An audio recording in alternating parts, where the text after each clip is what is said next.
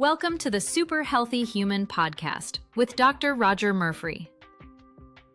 Hi, this is Dr. Rodger Murphree, your fibrodoctor.com, author of Treating and Beating Fibromyalgia and Chronic Fatigue Syndrome, Heart Disease, What Your Doctor Won't Tell You, and Treating and Beating Anxiety and Depression with Orthomolecular Medicine. I'm going to be sharing with you tonight some of the tried and true protocols that I've used over the last 3 decades to help my patients consistently get a good night's sleep, what's known as deep restorative sleep. It doesn't matter what health condition you have. I've learned this over the years that the first thing you've got to do to overcome a chronic health issue, whether that's fibromyalgia, chronic fatigue syndrome, type 2 diabetes, an autoimmune arthritis disease, whether that's lupus, MS, whatever it is, you got to get healthy. And I know that sounds simple. I know it's to say that, but the only way to overcome these symptoms of poor health is to get healthy. And probably the number one, certainly the top 5 things you can do to get healthy and stay healthy is to make sure you're consistently getting enough deep delta wave restorative sleep. This is when your body is actually repairing itself. It's really the most crucial time of the day for your body to be able to heal itself is to be able to get this deep restorative sleep. So I'm going to be sharing with you some protocols that I've developed over the years that, knock on wood, have worked consistently well for my patients, whether that's a fibromyalgia patient or someone dealing with anxiety and depression. But I really believe that deep restorative sleep is the key for really unlocking good health. And a big part of that is, if you think about it, if you're not getting a good night's sleep, you're going to wake up the next day and you're going to feel tired. If you haven't slept well in years, you're going to be consistently suffering from fatigue. The studies show that if you're not getting a good night's sleep on a consistent basis, you increase your risk for several unwanted conditions, including heart disease, Alzheimer's, pre-senile dementia. I'm going to show you where this information is, where you can actually get it. You can print it off if you want to. You can take a screenshot of it, but I'll show you here during this presentation where you can find out more about some of this information I'm sharing with you tonight. But we also know that if you're not getting a good night's sleep, you increase your inflammatory chemicals by 40%. You create a tremendous amount of stress on the body because, again, that deep restorative sleep, that 8 hours, 10 hours, 9 hours, whatever it is, 7 hours, that's when your body really is generating chemicals that you need to be able to deal with on the next day. Also, when you're going into deep restorative sleep, this is when the toxins that are in the brain are filtered out through the lymphatic system. And I'll show you that in a report that I'll show you where to find. But the lymphatic system is what allows us to be able to get these toxins out of the brain. So it's no wonder that if you're not getting good, deep restorative sleep and you're not able to get rid of these toxins that are being built up in your brain on a consistent basis, you're at increased risk of senile dementia, Alzheimer's, Parkinson's, any of the illnesses out there that are associated with oxidative stress. Oxidative stress is an inflammatory driven process that can create all sorts of problems. But again, if you're not getting a good night's sleep, obviously you're going to be tired the next day. You're going to have more pain, more vulnerable to pain. Your pain threshold goes down. I'll talk about that here in just a minute. You're more likely to have restless leg syndrome. And the question is, which came first? The restless leg syndrome that's keeping you from going back to sleep, or the poor sleep that's creating the restless leg syndrome? Personally, what I have found in working with thousands of patients over the years is that once you start going into deep restorative sleep, restless leg syndrome, or as my mom used to call it, the fidgets, would go away. And that's a lot of times that's due not to a magnesium deficiency. Some people will say you need more potassium, and that sometimes can be the case, and I'll talk about that. But magnesium plays such a crucial role in generating the sleep hormone melatonin, helping relax the nervous system, increasing your production of a amino acid tripeptide called gamma aminobutyric acid, or GABA. These are things that are needed to allow you to be able to fall asleep and stay asleep, or at least to be able, you're like most people are going to get up in the middle of the night. That's not unusual. Go to the bathroom, but you should be able to go right back to sleep. Now, if you're getting up 2, 3, 4 times a night, that's a whole nother ballgame. Or if you're getting up and you can't go back to sleep, well, we're going to address that, we're here in just a moment. But deep restorative sleep really is the key. For those of you that are challenged with irritable bowel syndrome, where you have problems with bloating, gas, indigestion, loose bowel movements, or constipation on a chronic basis, one of the keys for turning that around is deep restorative sleep. For those of you that are struggling with brain fog, mental clarity issues, deep restorative sleep is the first place you really want to start dealing with, getting that right before you even start taking any nootropics or anything to build brain function. That deep sleep on a consistent basis is crucial for mental clarity. If you're struggling with anxiety or depression, another place really to start is to make sure you're getting that good night's sleep. It's crucial. So I'm going to share with you a little bit my protocols, and then I'm going to take you to a spot. I think there's a couple places I want to take you on the website to where you can go and look at this in more detail and see some things I'm going to share with you tonight. One of the things I want to caution those of you that are taking sleep medications. Prescription sleep medications have been shown to increase your risk of death by all causes by up to 500%. Now, I'm not trying to scare you. I'm just trying to educate you and encourage you to try to do this in a more natural way than taking prescription medications, whether that's Ambien, Lunesta, or some of the benzodiazepines, or even some of the older tricyclic antidepressants, Doxepin, Tramadol, trazodone, Pamelor. These medications, they can help you get to sleep, but some of them are just knocking you out. You don't get into deep delta wave sleep. That's when the body's really repairing itself. You just are knocked out. You wake up the next day and you don't really feel any better. Most people feel a little groggy, maybe a little hungover, um, and they don't feel refreshed on these medications. Now, for those of you that are taking these medications, don't stop them. You have to work with your practitioner and have he or she work with you to be able to wean off these as you're introducing some more natural approaches. The sleep hormone melatonin is crucial. You got to have enough. I find that most people have enough melatonin, but they have sabotaged it over the years. So the first place we want to start with is making sure you're practicing good sleep hygiene. And that starts first thing in the morning. Ideally, you're getting up same time every day. You don't want to sleep in even on the weekends. If you've missed some sleep, it doesn't matter. You want to be getting up. Use the consistent wake up time that really helps to set the circadian rhythm, your sleep wake cycle. And if you're sleeping in on the weekends and, getting up early during the week and then sleeping in on the weekends, you sabotage this circadian rhythm. So you want to have a goal of to get up within an hour of this same time every day.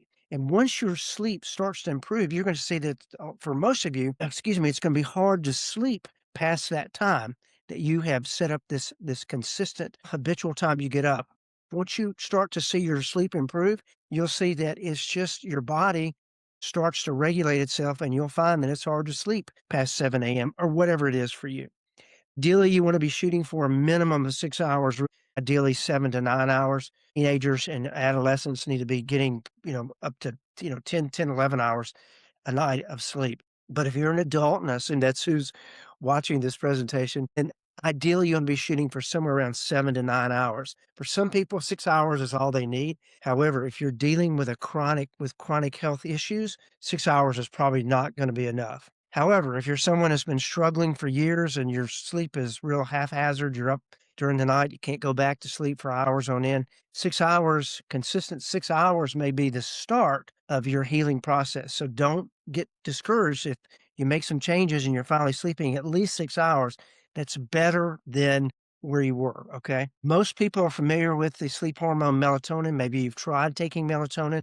And for many people, you can take over-the-counter melatonin, and that helps do the trick. But before you do that, let's talk about the sleep hygiene protocol. So sleep hygiene, again, starts first thing in the morning. You want to get up the same time every day, and you want to get in sunlight. So if you can get outside and get in sunlight, fine. If you can't, get in a window to where you're exposed to sunlight for at least half an hour. 20 minutes, 30 minutes is probably plenty. If you're in an environment that's, really cold, somewhere where it's really cold, again, all you got to do is get in a window if you, and experience the sunlight. If you're an individual who's in a climate that you don't have a lot of sunlight during the winter or whenever that is, then you can get these SAD light, these seasonal affective disorder lights, give off the same light pattern that the sun would. And you can get those. They're fairly inexpensive. I'm sure you can find them on Amazon. That's where I send my patients. Just find one that looks affordable, and you want to start using that every day. Again, if you're someone that you just don't have a lot of sunlight to work with, these lights can be very, very helpful. but majority of people, 20, 30 minutes in the sun reading, it's a good time to meditate, pray, whatever, this quiet time, but get some sun exposure first thing in the morning. Part of that is building up your vitamin D. So vitamin D is crucial for helping you to make and utilize melatonin. It's super important for mental clarity issues, for reducing anxiety and depression, which both of those conditions can dramatically sabotage your ability to get a good night's sleep on a consistent basis. So vitamin D is very important. If you're not taking vitamin D3, by the way, it's what you want to be on, I encourage you to do so. We know the studies show that you need to be getting about 4,000 to 5,000 of vitamin D3 a day. Get out in the sun, you can do that. But if you're wearing sunscreen or you don't get out in the sun a lot, then you definitely need to be supplementing with vitamin D3. Vitamin D3 is in the fibro formula for those of you with fibromyalgia that are taking the fibro formula or want to know more about that. The vitamin D3, there's 4,000 IUs in the fibro formula. No need to add additional vitamin D3 if you're taking the full dose of the fibro formula. D3 is really important in a lot of different ways, though. As I mentioned, it helps to reset the circadian rhythm. Many of you have been told your vitamin D levels are normal because you've gone to your doctor and they say everything looks good because it's at, 35, 34, 40, whatever. But ideally, you want your vitamin D3 level, vitamin D3, to be above 50. That's what you're looking for. I always encourage my patients to get a copy of your lab work. When you get lab work done, get a copy of it, go through it. If you're working with me in the coaching program, the fibromyalgia coaching program, I spend a couple of modules on this, several videos and handouts about how to interpret your blood work or other labs that I recommend. The reason why you want to look at that is because in conventional medicine, a lot of times it's black and white. There's no gray. But in functional medicine, the way that I practice for the last 30 years, 30 plus years, there's a lot of gray area because if we're looking at we're looking at how well or how poorly your different systems function. So we want your systems to be at optimal levels. That's what we're shooting for. Same thing with your blood work or your lab work. We want you to be at optimal levels. Taking vitamin D3 as an example, you could go to your doctor and they tell you, oh, it's at 31. That's fine. You're good. You're within normal. Well, it goes from 30 to 100. So if you're a 31, you're a D student. Who wants to be a D student? At the minimum, you want to be an A or a B student, right? So you want to get that vitamin D level up higher. And ideally, again, above 50, don't want to get above 100 because it's a fat soluble vitamin. It's really a hormone, but you store it. So you don't want to get it above 100. And that's why when you get blood work done every year or, once or twice a year, make sure you're checking your vitamin D3 level. I think it's a really important vitamin, but it's a hormone. It's very important that you have those levels up. Talking about blood work, you also want to make sure you don't have any elevated thyroid antibodies, TPO, TPO and TGB. If those are elevated, that may be the beginning of a thing called Hashimoto's thyroiditis. And for some of you, and I find in my practice, about 70% of my chronically ill patients have some problem with their thyroid that's either not been properly diagnosed because they're not doing thorough blood work or it's not being properly treated.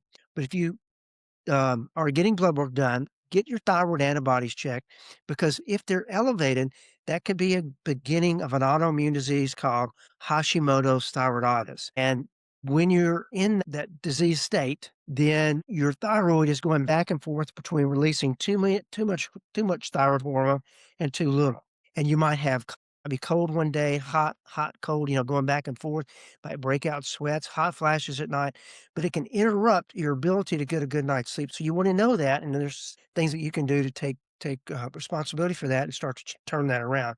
I go into detail that in my books. So you want to get your thyroid checked. You want to get your ferritin level checked. So ferritin is a marker for your iron stores, but if it's elevated, you are at risk of heart attack and stroke because you're at risk of clotting. But you also it also can be a sign of inflammation and it can create some problems. Now, part of this too, we're talking about iron, is if your iron levels are low. So if you look at your total iron and that is low, or you're someone who has have anemia, you're at risk of having restless leg syndrome. So one of the ways you want to turn that around is making sure you correct if you do have an iron deficiency. If your calcium level as an adult is at 10.0 or above, the norm is up to 10.3. But for an adult, if your calcium level is above 10.0, even if they tell you it's normal, you want to get a ionized calcium. It's an inexpensive little blood test, and a PTH parathyroid hormone test. It's inexpensive to get these two tests, but you want to make sure you don't have a condition called hyperparathyroidism where your body's giving off too much calcium. If you are one of the few people that have this, I mean, I don't see it a lot, but I've seen it over the years, and it oftentimes is what's really causing this individual I'm working with to have problems with poor sleep, muscle cramps, anxiety, depression, these things that go with too much calcium. But the other part of that is if you got too much calcium in your bloodstream, you're going to start causing issues with arteriosclerosis, so plaque in the arteries, which increases your risk of heart attack and stroke. So you want to know what your calcium level is for sure. So those are just some of the things you can do as far as your blood work. You definitely want to check these. Going back to sleep hygiene, getting up at the same time every day, getting in front of the sun, making sure you're getting plenty of sun every day. And then if you drink coffee, that's fine. Coffee is an antioxidant, so I don't have any problem with that, as long as it's not interfering with your sleep. So you want to have the coffee or your tea, whatever that is. Green tea is really super healthy. I love that. But you don't want to have it in the afternoon. That can really sabotage your sleep. And obviously, if you're having coffee all day, and I hope you're not drinking caffeinated beverages, those are really not good for you in a lot of different ways, increase your risk of bone loss and other things. But you want to really dramatically scale back your caffeine intake if you're having trouble with your sleep. If you want to have it in the morning, fine, but if you're struggling with your sleep, nothing after lunch and certainly nothing in the evening. As the day goes on, you want to stay hydrated.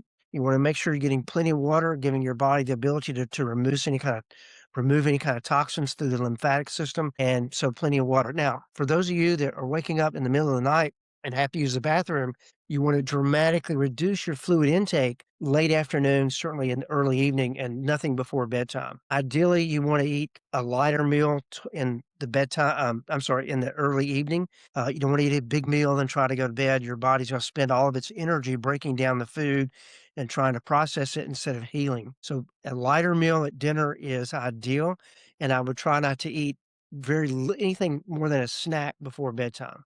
You want to be careful that you don't sabotage your sleep with alcohol, too much alcohol towards bedtime, because that can really cause some problems as well. I'm going to show you again where you can go. You can see some more things about sleep hygiene as the day progresses. What you want to do is it starts to get nighttime, it starts to get dark. You want to, as you get closer to bedtime, wind down. And that means you want to get off the computer. You want to get off your phone. You want to get off your iPad. As you get closer to bedtime, you want to make sure that you're not doing anything that's going to stimulate you and wake you up. So you don't want to watch. I mean, the worst thing you do is watch the news before you go to bed, right? It's incredibly stressful. It sabotages your ability to get a good night's sleep. So don't do that. But again, you want to really start to wind down. In your bedroom, the bedroom is for sleeping and intimacy, and that's it. You should not have a computer in there. You shouldn't have a TV in there. You shouldn't be in bed watching TV. You shouldn't be on your iPad. When you go get in your bed, you want to either be intimate with your partner or you want to go to sleep. If you want to read, that's fine. If you're going to use a screen, if you're going to read on a Kindle or whatever, which is fine, but get a blue screen blocker so it will block the light coming from your screen. What can compromise your body making the sleep hormone melatonin is light. So as it gets darker, your melatonin levels start to go up and your cortisol levels start to go down. Cortisol gives you energy. Melatonin, as that gets higher, it makes you drowsy, makes you sleepy. So you want to really reduce light exposure the closer you get to bedtime. So if you're in bed on your Kindle, make sure you got a blue blocking screen. You can get those apps. You can get glasses for that as well. When you are ready for bed, you don't want to have a night light on. You don't want to have any light. And if you're really a struggling insomniac, you probably want to get a sleep mask. A lot of my patients use a sleep mask. My wife uses a sleep mask. But you just put that on and it blocks out all the light. It doesn't take much light whatsoever, a light that's coming from outside or a light that you have in the bathroom that that you can see when you go to the bathroom. If you can see that light, it can suppress your melatonin level. So you really want to reduce your light exposure. Very important. Ideally, you want to get you don't want to have fans on. You don't want to have electric blanket on. You don't want to have any electrical devices going because that too can sabotage your melatonin production. Now, some of you have tried melatonin. Some of you may be taking it right now with mixed results. The majority of the people, I think they do very well on melatonin if it's the right form of melatonin. I recommend if you're going to take melatonin, you take sublingual melatonin, where you take it, you put it underneath your tongue and let it dissolve. By doing that, you bypass the gut and the liver. It's absorbed right away and it works right away. So many people with a chronic issue, whether that's insomnia or just poor health, have trouble breaking down the supplements they take along with even the foods that they take intake and getting the nutrients out of that. So don't even let that be a potential problem. Take sublingual melatonin. I typically will have my patients start with 3 milligrams, give it a night or two. If you're not falling asleep within 45 minutes, then increase it to 6. Give it, a couple more nights, go to 9. You can go up to 12 milligrams. You can go higher. On some of the summits, you may have seen me on the podcast that I've done in the past. You've heard me talking to other people who are sleep experts, and they'll share that they have some of their patients on 20 milligrams. That's a lot. Sleep hygiene is where you start. And oftentimes, if you do that, you're going to see that taking a modest amount of sublingual melatonin will do the trick. Now, a caveat for those who have fibromyalgia. It's a little bit different. You don't want to start with melatonin if you have fibromyalgia. If you have fibromyalgia, you want to use 5-hydroxytryptophan, which is the breakdown of the amino acid, the essential amino acid, which means you have to get it in your diet. But the essential amino acid tryptophan breaks down into 5-hydroxytryptophan. And when it's combined with the right synergistic vitamins and minerals, it turns into serotonin. Serotonin is the happy hormone. The higher your serotonin level, the higher your pain threshold. The higher your serotonin level, the happier you are, less anxious you are, less likely to have irritable bowel syndrome. You have more serotonin receptors in your intestinal tract than you do in your brain. That's why when you get nervous, you get butterflies in your stomach. So you want to build that serotonin up if you have fibromyalgia because it will reduce your pain. It will help calm you down. But the big thing for those suffering with pain and poor sleep is that the 5-HTP, 5-hydroxytryptophan, which you can buy right over the counter, it turns into or increases, it increases your melatonin production by 200%. So if you've got fibromyalgia, I would start with good sleep hygiene, vitamin D levels, everything I've talked about, but I'd also make sure you're taking 5-hydroxytryptophan. With 5-hydroxytryptophan, you take it 30 minutes before bed on an empty stomach, which means an hour and a half after you've eaten, or at least 30 minutes before you eat anything. And you take it with a little bit of juice. The juice causes your body the glucose, the sugar in the juice causes your body to release insulin. And insulin then pulls that 5-HTP across the blood-brain barrier, and then allows it to start to go to work in the brain. Start with 100 milligrams, 30 minutes before bed with a little bit of juice mixed with water. So you could do, if you're type 2 diabetic or you're worried about your sugar, you don't want to be drinking a lot of sugar at bedtime because it can throw off your blood sugar, cause you to wake up in the middle of the night. But if you have fibro, start with an ounce of juice mixed with enough just plain water to be able to take the 5-HTP capsule. Start with 100 milligrams, give it a couple of nights. If you're not falling asleep and staying asleep, go to 200. And if needed, go up to 300. But what you should see somewhere between 100 milligrams and 300 milligrams, your sleep starts to improve. If needed, that's when you would add the sublingual melatonin.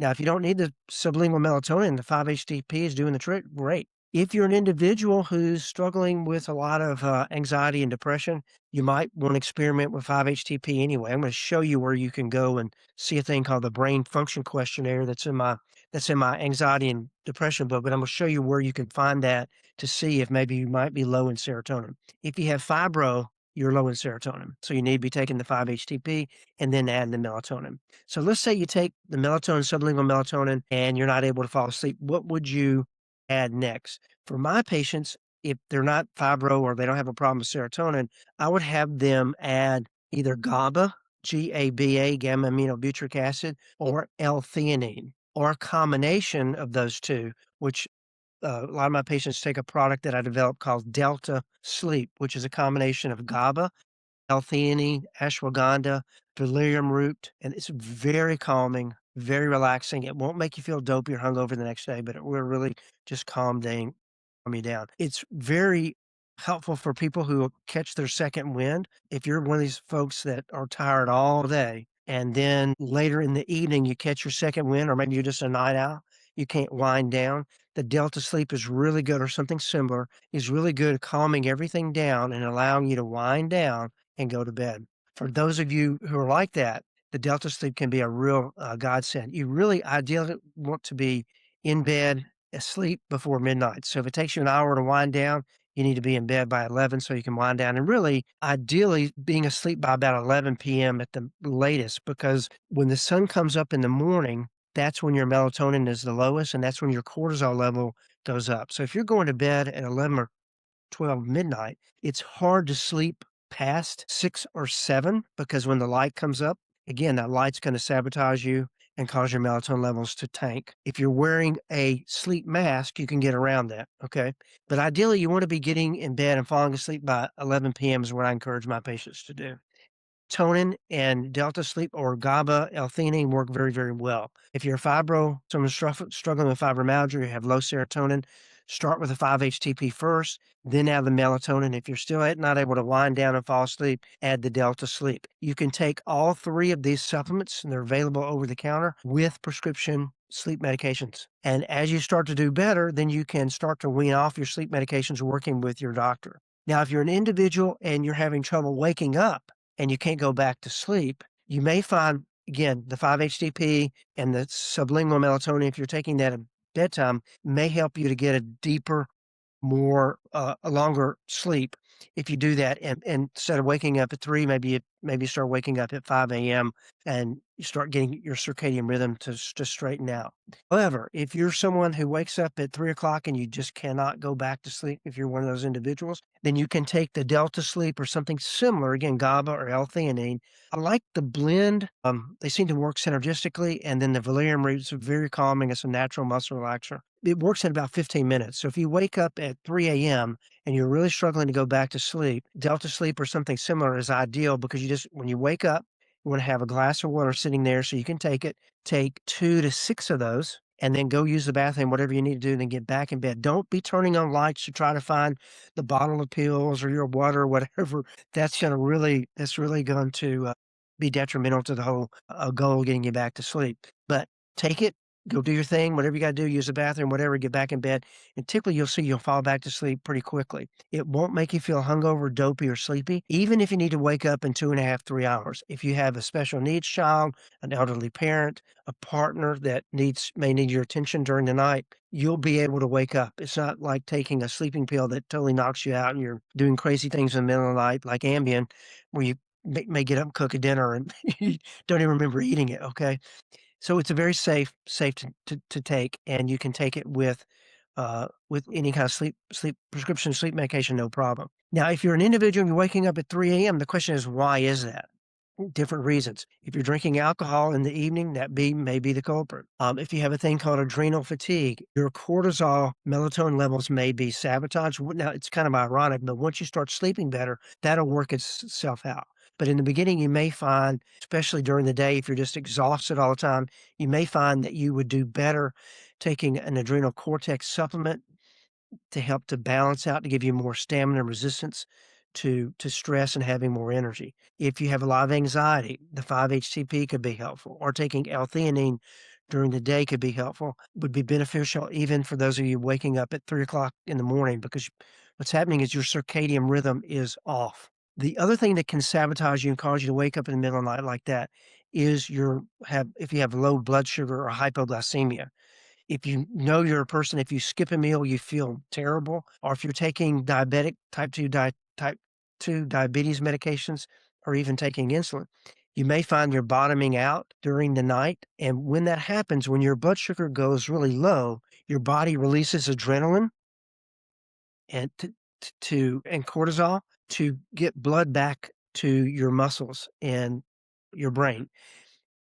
So when that blood sugar goes down, you get a spike in these stimulating hormones, and now you're up. So you want to be be cognizant of that if that's something's happening. What you may find if you eat a little snack before bedtime, so take your 5-HTP because you want to take it on an empty stomach, wait about 45 minutes, 30, 45 minutes, and maybe eat an apple with a little bit of almond butter or something, a little bit of fat, protein, complex carbohydrate to help to get that blood sugar balanced out and help you to be able to navigate um, a problem with hypoglycemia.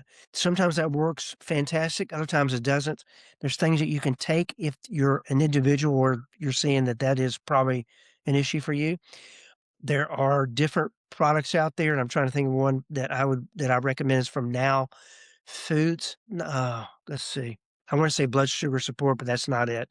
But you'll see that there are some that help low blood sugar, and you can just Google that and see there's things you have some of my patients take at bedtime. I know Now Foods has one. I just cannot think of the label, but you could Google Now Foods and you can find that product. But sometimes that can be very, very, very helpful. Things that sabotage your melatonin levels, non-steroidal anti-inflammatories. In fact, let me just pull this up. Let me see if I can share my screen and show you a couple of things here. Let's see if I can. Oh, here it is. So now this is, if you go to, and I'm going to just show you where you can go to your fibro doctor. And if you click up here, patient center, if you click on, I'm sorry, if you click on blog, this is a blog. So if you put in sleep, okay, this is going to pull up a bunch of different ones. The one that I'm looking at right now is this one right here. And it goes over the things that we've talked about tonight, gives you the stats and some of the things that I've shared with you. But what I want to show you here, let's see if this is where it's, let's see here. So hopefully you can read this, but again, I want you to be able to navigate the website and find it so you can have it. So look at sleep's associated with increased risk of heart disease, stroke, heart attacks. It's associated with 141% greater risk of heart disease. Dementia, the risk for dementia was similar. People who reported routinely experience difficulty falling asleep had almost 50% increased risk of dementia. Irritable bowel syndrome, chronic inflammation, which is associated with numerous health problems. Well, I already talked about if you're not getting deep restorative sleep, you increase your inflammatory chemicals by 40%. Diabetes, including type 3 diabetes, which is Alzheimer's. But diabetes, if you're not getting a good night's sleep, you increase your risk of developing type 2 diabetes by 2.5 times. Quite a risk. Tension headaches, migraine headaches. Obviously, if you're not getting good night's sleep, you're gonna have fatigue, but you don't think as clearly. You increase your risk of restless leg syndrome, anxiety, depression, poor immune function. Increase risk of weight gain because it lowers your metabolism. It can create so much stress that it can affect your thyroid. So, those of you that have a problem with your thyroid, one of the things that may be triggering that or creating that as a chronic issue is poor sleep. Stress is the catalyst for hypothyroidism. So getting a good night's sleep is really important for your thyroid. Autoimmune disorders, whether that's rheumatoid, multiple sclerosis, lupus, you're at risk if you're not getting a good night's sleep. And oxidative stress, weight gain, increased risk of accidents. And you see early death.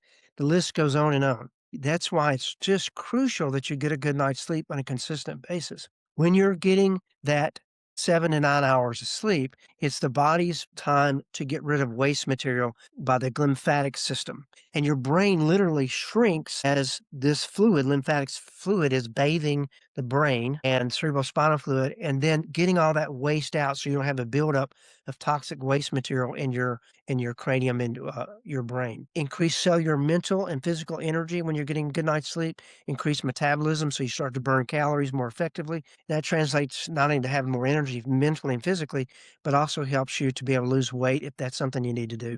It helps the nerve cells with communication, helps the brain function. It's crucial for mental clarity. This is when the body's repairing itself, the cells, the bones, the muscles, tendons, the ligaments, all those bodily parts need a good night's sleep.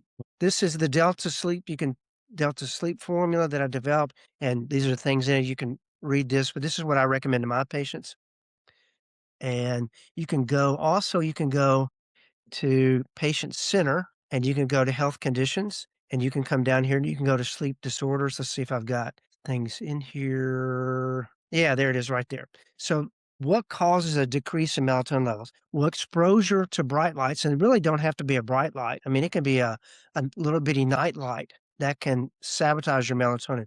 Exposure to electromagnetic fields. I didn't go into much detail about this, but I've had patients that have dramatically improved their sleep when they turn their Wi-Fi system off and turn off, turn off everything they can in the house so there's no electromagnetic field from the AC currents. Definitely in your bedroom, you don't want any, you don't want ceiling fans. You don't want, if you can do it, you don't want to have sound machines. You certainly don't want to have electric blankets, anything. You don't want to have the TV on, radio on, any of that kind of stuff. You want to get the computer. If you have a computer in your bedroom and that's the only place it can be, maybe you're in a small apartment, turn it off. Get your electronics turned off and out of the bedroom. Get them out of your bedroom. Your phone shouldn't be in the bedroom. If you need to keep it on for emergencies, in case somebody needs to contact you, get it as far away from you as you can. Here's the other thing, selective serotonin reuptake inhibitor. So if you're taking an antidepressant, that can sabotage your melatonin level. Already mentioned NSAIDs, non-steroidal anti-inflammatories, anxiety medications, benzodiazepines, which is kind of ironic because a lot of people were told, oh yeah, get on Klonopin or Valium or Xanax to help you be able to fall asleep and be able to stay asleep. But by doing so, you can within 2 weeks become dependent on those medications, and they have all sorts of potential side effects. Look it up. I'll show you where you can learn more about that. But you want to definitely, if you don't have to take benzodiazepines, work with your doctor, work with your healthcare professional and get off those. Obviously, caffeine can sabotage your melatonin, alcohol, tobacco. Don't exercise 3 hours before bed. You want to be winding down. You don't be ramping everything up, increasing your norepinephrine level, adrenaline, and cortisol. So you want to really, if you're going to exercise in the evening, make sure you got plenty of time to wind down. If you're suffering from low moods, then taking 5-hydroxytryptophan or whatever you need to get out of that condition. I'll show you the brain function questionnaire here in just a minute. Foods high in melatonin. Well, you know about turkey, right? Turkey has a lot of tryptophan in it. Tryptophan, as I mentioned earlier, is an amino acid. There's 20 different amino acids. You should be getting them when you eat a protein food. These amino acids are the building blocks of a protein. Anytime you eat protein, you're getting amino acids. There are essential amino acids you have to get in your diet because your body can't make it. One of those is tryptophan, and tryptophan increases the production of melatonin. But rather than taking tryptophan, I recommend you take 5-hydroxytryptophan, 5-HTP. I talked about that earlier, okay? The reason why I say that, because some people cannot convert tryptophan into 5-hydroxytryptophan. Foods high in melatonin: oats, sweet corn, rice, Japanese radish, tomatoes, barley, and bananas. Now, if you've got restless leg syndrome, I would start with magnesium, which also is really helpful to get a good night's sleep. So if you're not taking any magnesium, I highly recommend you start taking 400 to 500 milligrams a day. If you're taking the fibro formula, you're probably getting enough magnesium, but you might want to experiment with taking an additional 150, 200 milligrams of magnesium glycinate, chelate, or citrate at bedtime. It's very calming and it helps the nervous system calm down and helps with the production of gamma-aminobutyric acid, which is very, very calming. That's why it's in the Delta sleep formula. Magnesium can be very, very helpful as well. But if you're having restless leg syndrome, and typically if you start taking magnesium, that will do it. If it doesn't, then experiment with getting more potassium. I don't recommend bananas because it's high sugar content. I recommend avocados. Avocado has much more has much more potassium than bananas, and bananas have a lot of sugar. Drugs that raise melatonin levels, so an antidepressant, Luvox, some of the older MAOs, and then St. John's wort. But this is there under the block section. No, I'm sorry. This is under the, let me go back and show you where you find this. This is in the patient center. So if you go there, you'll see health conditions articles and you can go to sleep. Now, I mentioned brain function questionnaire, and this is where you can take this. There's a little video I'll share what all this means, but you can take this to see, are you low in serotonin? And if you are, then you definitely want to be taking 5-HTP. It tells you how to take it. If you have a lot of anxiety, then you're probably going to be a G, which is right here. And then you could take the GABA plus. There's some, you can read the ingredients, you take something similar. But that's the brain function questionnaire. And then if you want to know more about anxiety and depression, because I've mentioned that, you can come right here and you can read about anxiety and depression right there. Okay. So these are some places you can go that will help you. And I'll try to post this, probably not tonight, but I'll post this if you're on my Facebook, yourfibrodoctor.com. You can go there. It's a page. It's free. A lot of resources there along with the website, yourfibrodoctor.com. I'll try to post that on the Facebook page as well so you can see some of the things that I've talked about tonight. So I've shared with you some of the real basic protocols, but if you'll do even these basic protocols, you'll see that the majority of you are going to see benefit pretty quickly in your ability to be able to get a good night's sleep and sleep through the night. Okay. Thank you for joining me. I appreciate the opportunity to share this information with you. Again, there's a lot of free resources at yourfibrodoctor.com. You can go to the blog, you can go to the patient center. You can see there are all kind of free videos and reports and things that you can do to help yourself. That's what my goal is to empower you to be able to take responsibility for your health, get some answers maybe that you hadn't been able to, and do it preferably without taking prescription medications, which, as I shared earlier, increase your risk of death by 500%. Is there a certain blood panel should request? Well, I think, the basic time you get blood work done, you need to get complete blood count, need to get a liver panel, CBC, liver panel, A1C level to see if you elevated blood sugar, which also can affect your sleep in a negative way. C-reactive protein, I would get a thyroid panel with TSH, free and total T3, T4, T3 uptake, reverse T3, thyroid antibodies. So these at ferritin level, I'd get a ferritin level. So these are some of the blood work that I normally do on my patients. And I think there's some material on the site as well where you can look through and see what's some of the blood work I recommend. I go into much more detail in my Fibro Rescue Coaching Program, which is a do-it-yourself home study course with me supplying all the videos and reports and handouts, helping you to be able to go get blood work and be able to interpret it. You can go get blood work without a prescription, and I share with you in the program how to do that at a discount, a dramatically discounted way to do it. It's affordable, very affordable without a prescription, and then you can take that blood work and then using the guides that I have in the coaching program, you can interpret it and make the changes that you need to. So that's all there on the websites. Please take advantage of it. Thank you so much. Have a wonderful rest of the evening. Thanks for listening to Super Healthy Human with Dr. Rodger Murphree.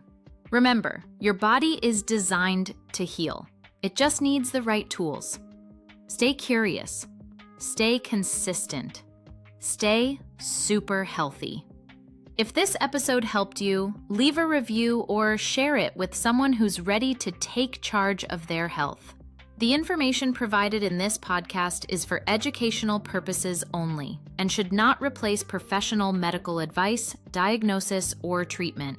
Always consult your physician before making changes to your health regimen. This content does not substitute medical care.